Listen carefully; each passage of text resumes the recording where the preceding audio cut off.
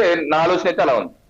Yes Krishnanjaneyulu గారు, మాజీ మంత్రివర్యులు పార్థసారథి గారు కొన్ని ఆసక్తికరమైనటువంటి వ్యాఖ్యలు చేశారు.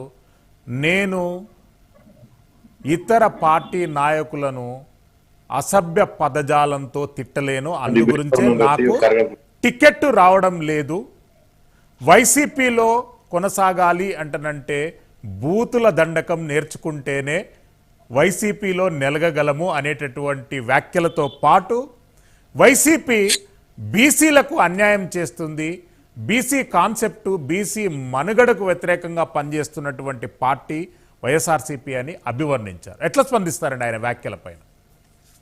శ్రీశైలం గారు, నేను పార్థసారథి గారి గురించి మాట్లాడబోయే ముందుగా ముద్రగడ పద్మనాభం గారి అంశాన్ని క్లోజ్ చేసే ప్లీజ్ యు ఆర్ వెల్కమ్. అది ఏమిటి అంటే, మీరు మిగతా అంశాల్లో కాపు రిజర్వేషన్ల అంశం చర్చకు రాకపోవచ్చాము కానీ ముద్రగడ పద్మనాభం మళ్ళీ రాజకీయాల్లోకి ఆయన ఏ పార్టీలో చేరినా ఏం చేసినా ఆయన మళ్ళీ కాపు రిజర్వేషన్ల అంశం ప్రధానమైనటువంటి రాజకీయ ఎజెండాగా మారడానికి అవకాశం ఉంది. అంటే కృష్ణాంజనేయులు గారు, కాపులలో చాలా వరకు మార్పు వచ్చింది. వాళ్ళు మోడర్న్ పద్ధతులలో ఆలోచిస్తున్నారు. రిజర్వేషన్లు అంటే ఎదుటి వ్యక్తులు ఇచ్చేటటువంటి ఒక అంశమైనటువంటి చారిటీ, రాజ్యాధికారమే వాళ్ళ చేతిలో ఉంటే వాళ్ళు రిజర్వేషన్ అడగవలసిన అవసరం ఏముంది? ఎస్, మీరు ఆ మాట మీనంటే మరి ఏమన్నా ముఖ్యమంత్రి అవుతున్నారా? ఇందాక పెద్దిరెడ్డి రవికిరణ్ గారు చాలా స్పష్టంగా చెప్పారు. ఆల్రెడీ డిప్యూటీ సీఎంలు అయిపోయింది, ఆల్రెడీ ఎమ్మెల్యేలు ఉంటున్నారు. కావాల్సినంత మంది మన నెంబర్కి అనుగుణంగా, జనాభాకు అనుగుణంగా. రాజ్యాంగ వ్యవస్థలో డిప్యూటీ సీఎంలు రబ్బర్ స్టాంపులు అనేటటువంటిది మీలాంటి విఘ్నులే చాలా సందర్భాలలో చెప్పారు కృష్ణ. అందుకనే నేను మీకు మీ దృష్టికి తీసుకురాదలుచుకున్నది అదే. అన్ని అయిపోయింది, ఇప్పుడు ముఖ్యమంత్రి కావాలి మరి కాపులు. మరి ముద్రగడ పద్మనాభం జనసేనలో చేరుతానో, ఇప్పుడు జనసేన తెలుగుదేశం పార్టీతో పొత్తులోకి వస్తేనో ముఖ్యమంత్రి అవుతారా అనేటువంటి చర్చ వస్తే దానికి ఏం సమాధానం చెప్తాం మనం? ఎటు తీసుకెళ్ళాలి. ఖచ్చితంగా దానికి సమాధానం చెప్పుకోవాల్సినటువంటి బాధ్యత జనసేన మీద ఉంటుంది కదా. అందుకని సామాన్యమైనటువంటి కాపులు మా సామాజిక వర్గం ముఖ్యమంత్రి కావాలని కోరుకోవటం ఒక ఎత్తు అయితే, మాకు ఉద్యోగ ఉపాధి అవకాశాలు రిజర్వేషన్ కావాలని అనుకునే దానికి అవకాశం కూడా ఉంటుంది. అది ముద్రగడ్డ రాజకీయాల్లోకి మళ్ళీ రీఎంట్రీ అవుతున్నారు కాబట్టి ఆ అంశం చర్చకు వస్తా అంటున్నాను నేను. నా అభిప్రాయం ఇది. ఆ చర్చకు వచ్చినటువంటి సందర్భంలో మరి ఆ జనసేన, తెలుగుదేశము, రేపొద్దున బీజేపీ కూడా వాళ్ళ పొత్తులోకి వస్తే ఈ ఏదైతే కాపు రిజర్వేషన్ సంబంధించినటువంటి అంశం మీద ఏం మాట్లాడతారు, ఏం చేయబోతున్నారు అనేటువంటిది కూడా చాలా కీలకమైనటువంటి అంశం అనేది నా అభిప్రాయం. ఇక పార్థసారథి విషయానికి వచ్చేసరికల్లా, పార్థసారథి అనేటువంటి ఇప్పుడు వైఎస్ఆర్ కాంగ్రెస్ పార్టీ నుంచి తెలుగుదేశంలోకి వస్తున్నారు. ఆయన నూజివీడు నుంచి పోటీ చేయబోతున్నారు. ఆయన ఎన్నికల సమయంలో ఇప్పుడు ఇదే కృష్ణా జిల్లాలో కేసీఆర్ నాని తెలుగుదేశం పార్టీ నుంచి వైఎస్ఆర్ కాంగ్రెస్ పార్టీకి వచ్చారు. ఈయనేమో వైఎస్ఆర్ కాంగ్రెస్ పార్టీ నుంచి తెలుగుదేశం పార్టీకి వెళ్ళారు. ఈ క్రమం అంతా కూడా ఎన్నికల సమయంలో ఎవరికి వాళ్ళు సీట్లు, వాళ్ళకి అవకాశాలు ఇవి తప్ప ఈ అన్ని మొత్తానికి ఏదో సామాజిక పరమైనటువంటి మా బీసీలందరికి అన్యాయం జరుగుతుంది, అందుకని నేను పార్టీ మాట్లాడుతున్నానని చెబితే కొలుసు పార్థసారథి చెప్పినటువంటి మాటల్ని బీసీలు నమ్ముతారా, వాళ్ళ యాదవులు నమ్ముతారా? ఇవన్నీ నమ్మేటువంటి అంశాలేనా? ఏం నిజంగాగైనా ఇంతకు ముందు ఎప్పుడన్నా అలా మాట్లాడి ఉంటే ఒకటి అర్థం. నేను అనుకుంటున్నాను పార్థసారథికి ఉన్నటువంటి అసంతృప్తి ఏమిటి అని అంటే, 2 సార్లు ఆయన మంత్రి పదవిని ఎక్స్పెక్ట్ చేశారు, 2 సార్లు మంత్రి పదవి రాలేదు. ఇప్పుడు మంత్రి పదవితో పాటుగా ఇప్పుడు తన సీటుకు సంబంధించినటువంటి విషయంలో కూడా తనని గన్నవరం నుంచి పోటీ చేయమని అడిగినట్టున్నారు వైఎస్ఆర్ కాంగ్రెస్ పార్టీ వాళ్ళు. అదేవిధంగా లేదు అంటే విజయవాడ ఎంపీగా పోటీ చేయమని అడిగినట్టున్నారు. ఆయన అక్కడైతే ఓడిపోతారు అనేటువంటి దాని మీద వైఎస్ఆర్ కాంగ్రెస్ పార్టీ దాని మీద వాళ్ళకు ఒక లెక్క ఉంది. కాబట్టి కొలుసు పార్థసారథికి సీట్లు లేనటువంటి పరిస్థితుల్లో, స్థానచలనం జరిగేటువంటి పరిస్థితుల్లో ఆయన వెసులుబాటు చూసుకున్నారు. తెలుగుదేశం పార్టీలో ఇదొక వెసులుబాటు ఉంది. తెలుగుదేశం పార్టీ వాళ్ళు కూడా ఎదురు చూస్తున్నారు. ఎవరో ఒకళ్ళు వైఎస్ఆర్ కాంగ్రెస్ పార్టీ నుంచి వస్తే, వైఎస్ఆర్ కాంగ్రెస్ పార్టీకి ఉన్నటువంటి ఇప్పుడు వాళ్ళు చెప్తున్నటువంటి అంశం ఏమిటి, మేము అత్యధిక మందికి బీసీలకి సీట్లు ఇస్తున్నాం అనేటువంటి అంశం మీద వాళ్ళు ఆ విధమైనటువంటి ఎజెండాను ముందుకు తీసుకొచ్చారు. కాబట్టి కొలుసు పార్థసారథి బయటకు వస్తే ఆ బీసీ అంశం అనేటువంటి వాళ్ళకి మైనస్ అయ్యేదానికి అవకాశం ఉంది. కాబట్టి అతను మనం వెంటనే తీసుకోవాలి అనేటువంటి దాని మీద ఆలోచన. ఇప్పుడు పార్టీలు అన్ని కూడా అవకాశవాదంగా ఉన్నాయి, వ్యక్తులు కూడా అవకాశవాదంగా ఉన్నారు. వీళ్ళు సమాజమో లేకపోతే వాళ్ళ సామాజిక అంశాల మీదనో, సామాజిక వాళ్ళందరికి ఉపయోగపడేటువంటి నిర్ణయాలు ఈ నాయకులు తీసుకుంటారు అనేటువంటిది మాత్రం ఎవరూ నమ్మేదానికి అవకాశం లేదు. ఈ విధమైనటువంటి విమర్శలు ఆయా పార్టీల్లో ఉన్నప్పుడు చేయకుండా బయటకు వచ్చినప్పుడు చేసినందువల్ల ఈ విమర్శలకి అంత పెద్ద వాల్యూ ఉంటుందని చెప్పేసి నేను అనుకుంటున్నా. పార్టీ నుంచి ఎవరు బయటకు వచ్చినా ఈ విధమైనటువంటి విమర్శలు చేస్తున్నారు వాడు ఉన్నటువంటి పాత పార్టీ మీద. కాబట్టి పోలీసు పాదసారథి అయినటువంటి కేసీఆర్ నాని తెలుగుదేశం మీద తీవ్రమైన విమర్శలు చేస్తున్నారు. చంద్రబాబు నాయుడు అవకాశవాది, మోసకారి, అదే విధంగా నారా లోకేష్ నన్ను కొట్టించబోయాడు, రౌడీజం చేయించిపోయాడు అని నన్ను అవమానించారు అనేటువంటి విధంగా మా కుటుంబంలోని చిచ్చు పెట్టారు అని ఇన్ని మాట్లాడుతున్నారు. మరి కేసీఆర్ నాని మాట్లాడేటువంటి మాటలకు కూడా ఎంత మేరకు విలువ ఉంటుంది అనేటువంటి దాని మీద వాళ్ళు ఆలోచించుకునేటువంటి పరిస్థితి ఉంది, వాళ్ళ నాయకులు కానీ లేకపోతే ఆయన వెనకాల వచ్చేటువంటి వాళ్ళు కానీ. కాబట్టి ఈ మాటలకి నేను పెద్ద అంత విలువ ఉంటుందని చెప్పేసి నేను అనుకోవటం లేదు.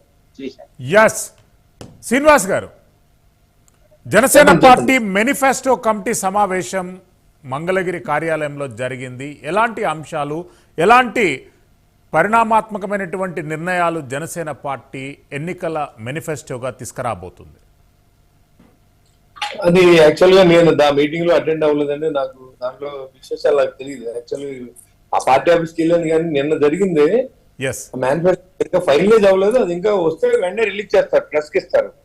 కాబట్టి దాని మీద నేను పెద్ద కామెంట్ చేయదలుచుకోలేదు. నాకు తెలియంది మీరు అడిగినా నేను చెప్పడం భావించారు. కొద్దిగా ఫ్రేమ్ కరెక్ట్ చేసుకోండి శ్రీనివాస్ గారు ప్లీజ్. ఇక్కడ వేరే నేను బయట ఉన్నానండి, నేను ఇంటికి వెళ్ళలేదు.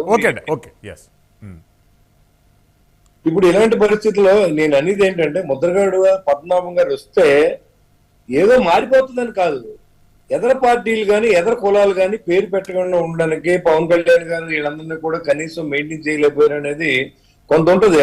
కానీ ఒక ముద్రగడ పద్మనాభం గారికి కొంత ఫాలోయింగ్ కూడా ఉంది, దాన్ని తీసిపడేసిన అవసరం లేదు. ఆయన ఒక పిలుపుకి 5 లక్షల మంది జనం వచ్చారంటే ఆ రోజుల్లో ఆయన మీద అభిమానంతోనే వచ్చారు. కాబట్టి దాన్ని కొన్ని ఏంటంటే కొన్ని సందర్భాల్లో మైనస్ ప్లస్ ఉంటాయి. మన మైనస్లతోనే పట్టుకొని పాజిటివ్నెస్ వదిలేయడం కూడా కరెక్ట్ కాదు. ఇవాళ ఆయన వస్తే నేను ఒప్పుకుంటాను, ఇవాళ రిజర్వేషన్లు అవన్నీ అడుగుతా, అవన్నీ ఇంకా అయిపోయిన చరిత్ర. దాని తోలుకి ఆయన కూడా గతం కథ అన్నారు. నేను అడిగాను ఇవన్నీ, టీడీపీతో మనం కలుస్తా ఉన్నాం, మరి రేపొద్దున మీకు ఎలాంటి ఇబ్బందులైనా కలగడం లేదంటే నేను నాకేం ఇబ్బంది లేదు, నేను జరిగిందన్నీ వదిలేసి నేను ఇప్పుడు ఒక స్టెప్ ముందుకు వచ్చాను. అందరూ అలాగే ఉన్నారు కాబట్టి మనం ఇంకా ఆ మూడ్ లోకి వెళ్ళే పరిస్థితి ఆయన కనపడలే.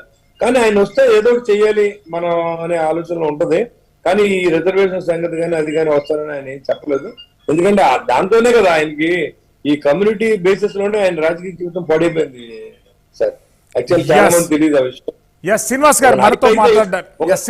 ఒక నాయకుడు అయితే అయి ఉండొచ్చు కానీ మళ్ళీ వస్తానండి శ్రీనివాస్ గారు, ఏమండి మళ్ళీ వస్తాను మీ దగ్గరికి. మనతో పాటు మాట్లాడడానికి అక్షర సత్యం గారు సీనియర్ జర్నలిస్ట్ మనకు లైవ్ లో అందుబాటులో ఉన్నారు. అక్షర సత్యం గారు నమస్కారం సార్, మీకు ప్యానల్ ఉన్న పెద్దలందరూ కూడా. ఎస్, అంటే వైఎస్ఆర్సీపీకి గడ్డు కాలం, ఆంధ్రప్రదేశ్ ప్రజలకు మంచి కాలం అంటని చెప్పి ఆంధ్రప్రదేశ్ ప్రజలు అనుకుంటున్నారు. ఎట్లా స్పందిస్తారు ఈ అంశంపై? సార్ మీరు అనుమతి ఇస్తే ముద్రగడ గారి ఇష్యూ గురించి కొన్ని క్లారిఫికేషన్స్ ఇవ్వాలనుకుంటున్నాం. మీరు అనుమతి ఇస్తే మొట్టమొదటిగా బొలిశెట్టి శ్రీనివాస్ గారికి చాలా అభినందనలు సార్. ఎందుకంటే ముద్రగడ పద్మనాభం గారిని లేదా పవన్ కళ్యాణ్ ఇద్దరిని కోఆర్డినేట్ చేయడం అంటే ఎంత కష్టమైన అనేది నాకు స్వయంగా అనుభవం ఉన్నది ఈ ఎపిసోడ్ లో. వాళ్ళకి అభినందనలు మనస్ఫూర్తిగా. రెండోది ఇక్కడ గుర్తించుకోవాల్సింది ఏంటంటే సార్, కాపుల యొక్క ఆకాంక్షలు వేరు, జనసేన యొక్క సిద్ధాంతాలు వేరు, లక్ష్యాలు వేరు. రెండు క్లబ్ చేయడం అంత మంచిది కాదు సార్. అది ఎవరైనా కృష్ణాంజనేయులు కావచ్చు, మనం కావచ్చు. రెండోది పద్మనాభం గారిలో 2 కోణాలు ఉన్నాయి.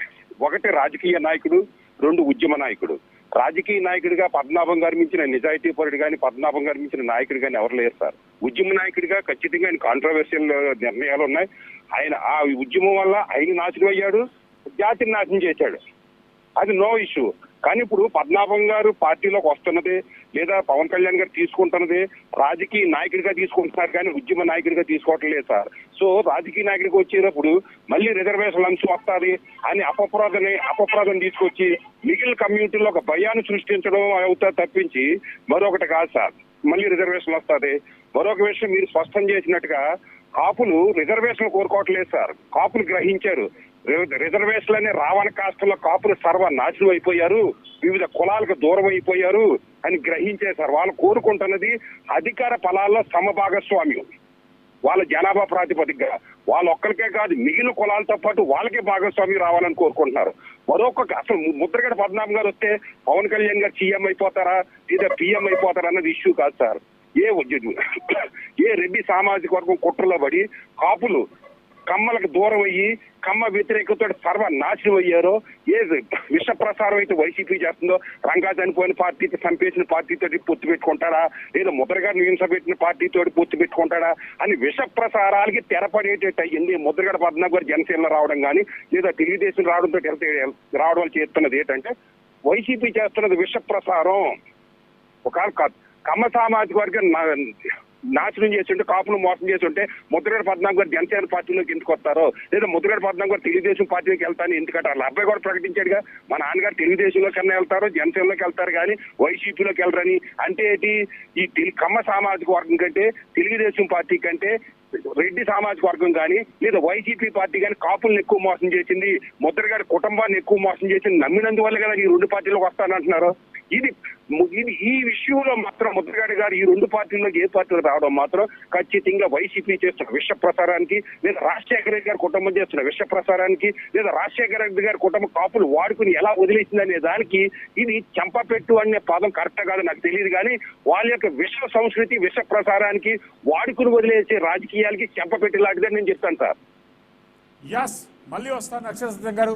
కృష్ణాంజనేయులు గారు, జాతీయ పార్టీలు ఇంకా ఏ నిర్ణయం తీసుకోవడం లేదు, సంక్రాంతి తర్వాత కాంగ్రెస్ పార్టీ తమదైన శైలిలో దూసుకుపోతుంది అనేటటువంటి స్టేట్మెంట్ మనకు ముందుకొచ్చింది. కానీ భారతీయ జనతా పార్టీ ఎందుకు వేచి చూస్తుంది? నాకు తెలిసి భారతీయ జనతా పార్టీ ఒక కీలకమైనటువంటి స్టెప్ తీసుకున్నది అనేటువంటిది నాకున్న సమాచారం. ఎస్, ఈ